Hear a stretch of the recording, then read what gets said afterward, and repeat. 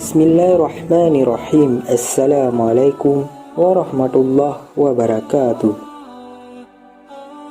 Pada kesempatan kali ini kita akan membahas tentang iblis terpaksa berdamu kepada Rasulullah SAW.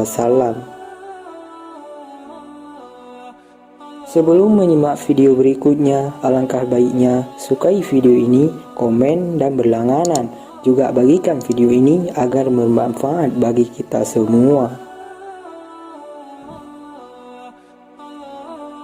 Ketika kami sedang bersama Rasulullah SAW di kediaman seorang sahabat Ansar, tiba-tiba terdengar panggilan seseorang dari luar rumah.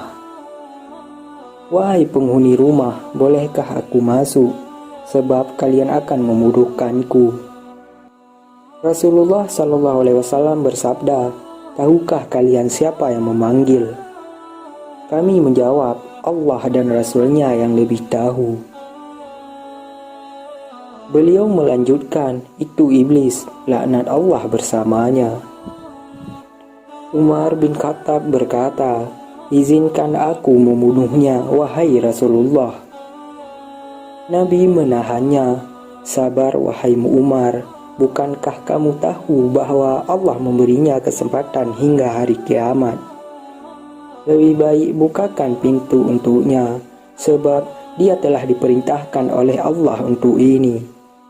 Pahamilah apa yang hendak ia katakan dan dengarkan dengan baik." Ibnu Abbas radhiyallahu anhu berkata, pintu lalu dibuka. Ternyata dia seperti seorang kakek yang cacat satu matanya. Di janggutnya terdapat 7 helai rambut seperti rambut kuda. Taringnya terlihat seperti taring babi, bibirnya seperti bibir sapi.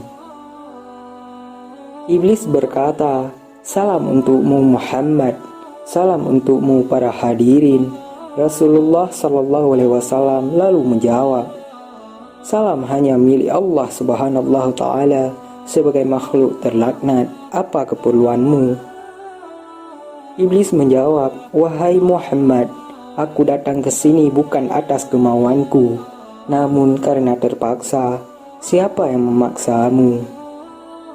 Seorang malaikat dari utusan Allah telah mendatangiku dan berkata, "Allah Subhanahu Ta'ala memerintahkanmu untuk mendatangi Muhammad sambil menundukkan diri. Beritahu Muhammad tentang caramu dalam menggoda manusia." Jawablah dengan jujur semua pertanyaannya, demi kebesaran Allah. Andai kau berdusta satu kali saja, maka Allah akan jadikan dirimu debu yang ditiup angin. Oleh karena itu, aku sekarang mendatangimu. Tanyalah apa yang hendak kau tanyakan. Jika aku berdusta, aku akan dicaci oleh setiap musuhku. Tidak ada sesuatu pun yang paling besar menimpaku daripada cacian musuh. Rasulullah SAW lalu bertanya kepada iblis, "Kalau kau benar jujur, siapakah manusia yang paling kau benci?" Iblis segera menjawab, Kamu dan orang sepertimu adalah makhluk Allah yang paling aku benci." Siapa selanjutnya? Pemuda yang bertakwa yang memberikan dirinya mengabdi kepada Allah Subhanahu Ta'ala. Lalu siapa lagi? Orang alim dan wara', loyal. Lalu siapa lagi? Orang yang selalu bersuci. Siapa lagi? Seorang fakir yang sabar dan tak pernah mengeluhkan kesulitannya kepada orang lain. Apa tanda kesabarannya? Wahai Muhammad, jika ia tidak mengeluhkan kesulitannya kepada orang lain selama 3 hari, Allah akan memberi pahala orang-orang yang sabar. Selanjutnya apa? Orang kaya yang bersyukur. Apa tanda kesyukurannya? Ia mengambil kekayaannya dari tempatnya dan mengeluarkannya juga dari tempatnya. Orang seperti apa Abu Bakar menurutmu? Ia tidak pernah menurutiku di masa jahiliyah, apalagi dalam Islam. Bagaimana dengan Umar bin Khattab? Demi Allah, setiap berjumpa dengannya, aku pasti kabur. Bagaimana dengan Utsman bin Affan? Aku malu kepada orang yang malaikat pun malu kepadanya. Bagaimana dengan Ali bin Abi Thalib?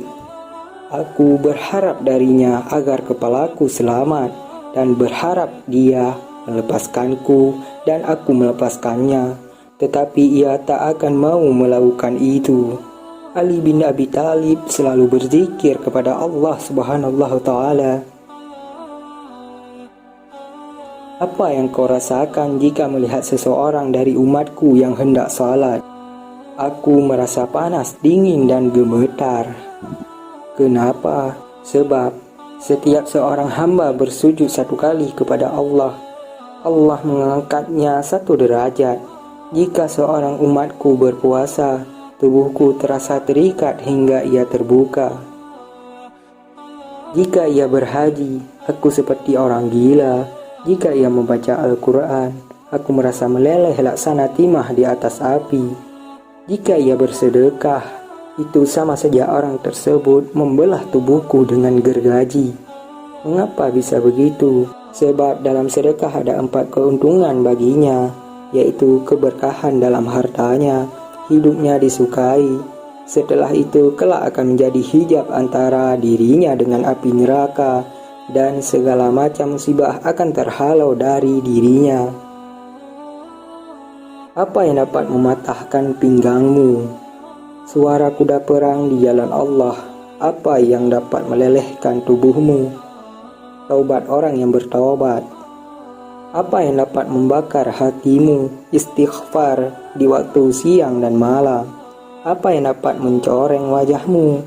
Sedekah yang diam-diam. Apa yang dapat menusuk matamu? Salat fajar. Apa yang dapat memukul kepalamu? Salat berjamaah. Apa yang paling mengganggumu? Majelis para ulama. Bagaimana cara makanmu? Dengan tangan kiri dan jariku. Di manakah kau menaungi anak-anakmu di musim panas? Di bawah kuku manusia. Nabi lalu bertanya, siapa temanmu wahai iblis? Pemakan riba. Siapa sahabatmu? Pezina.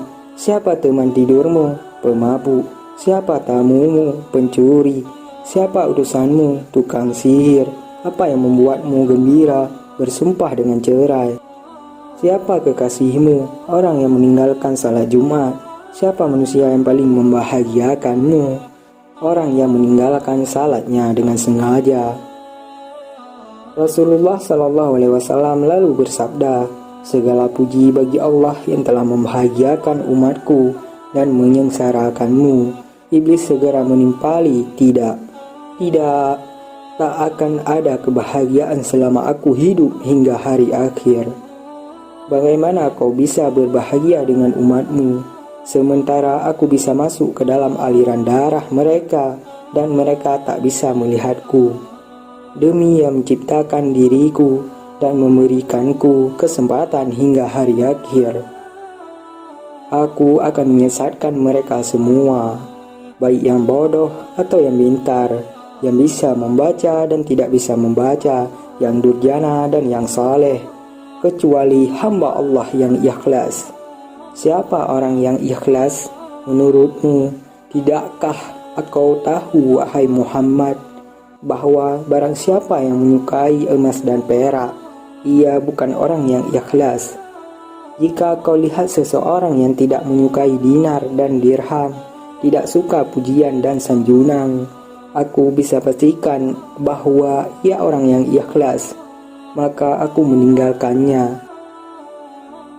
Selama seorang hamba masih menyukai harta dan sanjungan, dan hatinya selalu terikat dengan kesenangan dunia, ia sangat patuh padaku. Tahukah kamu Muhammad, bahwa aku mempunyai 70.000 anak, dan setiap anak memiliki 70.000 syaitan. Sebagian ada yang aku tugaskan untuk mengganggu ulama, sebagian untuk mengganggu anak-anak muda, sebagian untuk mengganggu orang-orang tua, sebagian untuk mengganggu wanita-wanita tua, sebagian anak-anakku juga aku tugaskan kepada para zahid. Aku punya anak yang suka mengencingi telinga manusia sehingga ia tidur pada salat berjamaah. Tanpanya, manusia tidak akan mengantuk pada waktu salat berjamaah. Aku punya anak yang suka menaburkan sesuatu di mata orang yang sedang mendengarkan ceramah ulama hingga mereka tertidur dan pahalanya terhapus. Aku punya anak yang senang berada di lidah manusia. Jika seseorang melakukan kebajikan, lalu ia beberkan kepada manusia, maka 99% pahalanya akan terhapus. Pada setiap seorang wanita yang berjalan, anakku dan syaitan duduk di pinggul dan pahanya, lalu menghiasinya agar setiap orang memandanginya. Syaitan juga berkata, "Keluarkan tanganmu." Lalu ia mengeluarkan tangannya, lalu syaitan pun menghiasi kukunya. Mereka, anak-anakku, selalu menyusup dan berubah dari satu kondisi ke kondisi lainnya, dari satu pintu ke pintu yang lainnya untuk menggoda manusia hingga mereka terhempas dari keikhlasan mereka. Akhirnya mereka menyembah Allah tanpa ikhlas. Namun mereka tidak merasa. Tahukah kamu, Muhammad, bahwa ada rahib yang telah beribadat kepada Allah selama 70 tahun. Setiap orang sakit yang didoakan olehnya sembuh seketika. Aku terus menggodanya hingga ia berzina, membunuh dan kufur. Tahukah kau, Muhammad, dusta berasal dari diriku. Akulah makhluk pertama yang berdusta. Pendusta adalah sahabatku. Barang siapa yang bersumpah dengan berdusta, ia kekasihku.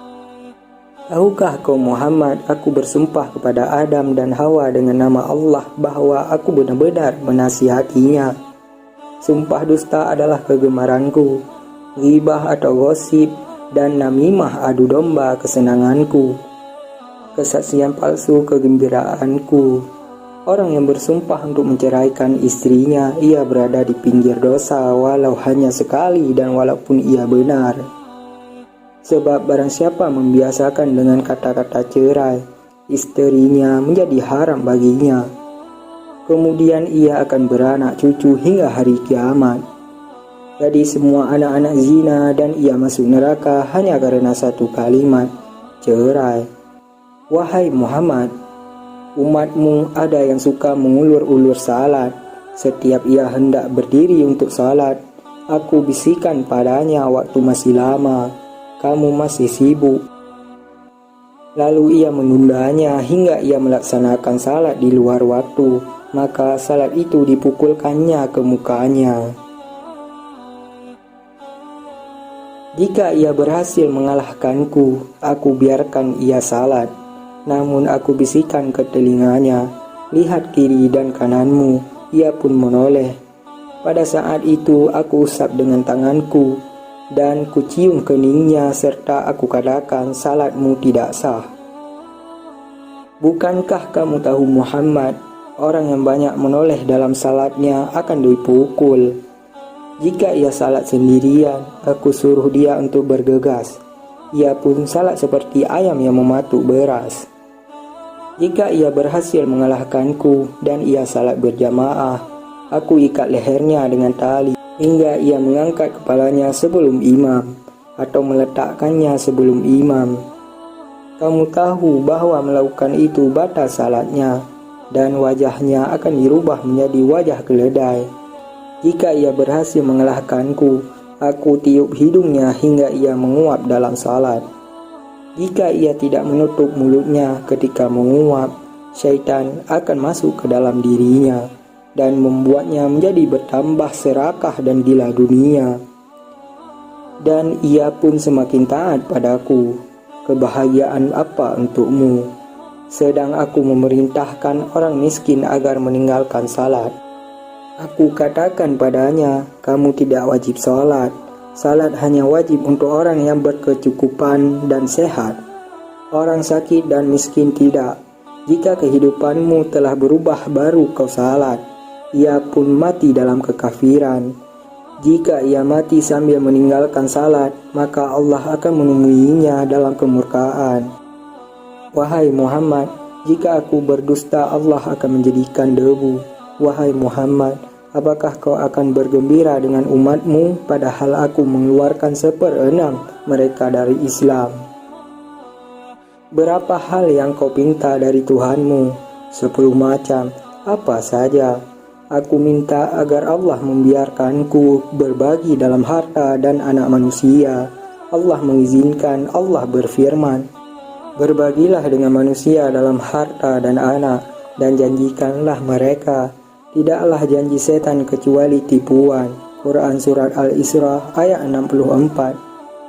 Harta yang tidak dizakatkan, aku makan darinya. Aku juga makan dari makanan haram yang bercampur dengan riba.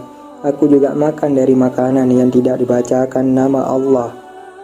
Aku minta agar Allah membiarkanku ikut bersamamu dengan orang yang berhubungan dengan istrinya tanpa berlindung dengan Allah. Maka setan ikut bersamanya dan anak yang dilahirkan akan sangat patuh kepada syaitan. Aku minta agar bisa ikut bersama dengan orang yang menaiki kendaraan bukan untuk tujuan yang halal. Aku minta agar Allah menjadikan kamar mandi sebagai rumahku. Aku minta agar Allah menjadikan pasar sebagai masjidku. Aku minta agar Allah menjadikan syair sebagai Qur'anku. Aku minta agar Allah menjadikan pemabuk sebagai teman tidurku. Aku minta agar Allah memberikanku saudara. Maka ia jadikan orang yang membelanjakan hartanya untuk maksiat sebagai saudaraku. Allah berfirman, orang-orang boros adalah saudara-saudara syaitan. Quran Surat Al-Isra ayat 27. Wahai Muhammad, aku minta agar Allah membuatku bisa melihat manusia sementara mereka tidak bisa melihatku. Dan aku minta agar Allah memberikan kemampuan untuk mengalir dalam aliran darah manusia. Allah menjawab, silakan, dan aku bangga dengan hal itu hingga hari kiamat. Sebagian besar manusia bersamaku di hari kiamat. Iblis berkata, wahai Muhammad, aku tak bisa menyesatkan orang yang sedikit pun. Aku hanya bisa membisikkan dan menggoda. Jika aku bisa menyesatkan, tak akan tersisa seorang pun. Sebagaimana dirimu, kamu tidak bisa memberi hidayah sedikit pun. Engkau hanya rasul yang menyampaikan amanah. Jika kau bisa memberi hidayah, tak akan ada seorang kafir pun di muka bumi ini. Kau hanya bisa menjadi penyebab untuk orang yang telah ditentukan sengsara. Orang yang bahagia adalah orang yang telah ditulis bahagia sejak di perut ibunya. Dan orang yang sengsara adalah orang yang telah ditulis sengsara semenjak dalam kandungan ibunya. Rasulullah SAW lalu membaca ayat, mereka akan terus berselisih kecuali orang yang dirahmati oleh Allah Subhanahu wa Ta'ala. Quran Surat Hud ayat 118 sampai dengan 119 juga membaca, sesungguhnya ketentuan Allah pasti berlaku. Quran Surat Al-Ahzab ayat 38. Iblis lalu berkata, wahai Muhammad Rasulullah, takdir telah ditentukan dan pena takdir telah kering. Maha suci Allah yang menjadikanmu pemimpin para nabi dan rasul, pemimpin penduduk surga, dan yang telah menjadikan aku pemimpin makhluk-makhluk celaka dan pemimpin penduduk neraka. Aku si celaka yang terusir. Ini akhir yang ingin aku sampaikan kepadamu, dan aku tak berbohong. Sampaikanlah risalah ini kepada saudara-saudara kita, agar mereka mengerti dengan benar apakah tugas-tugas dari iblis atau syaitan tersebut, sehingga kita semua dapat mengetahui dan dapat mencegahnya, dan tidak menuruti bisikan dan godaan iblis atau syaitan. Mudah-mudahan dengan demikian kita dapat setidak-tidaknya membuat hidup ini lebih nyaman, dan membuat tempat serta lingkungan kita lebih aman. Cukup sekian, terima kasih penjelasan dari kami, semoga bermanfaat bagi kita semua. Wassalamualaikum warahmatullahi wabarakatuh.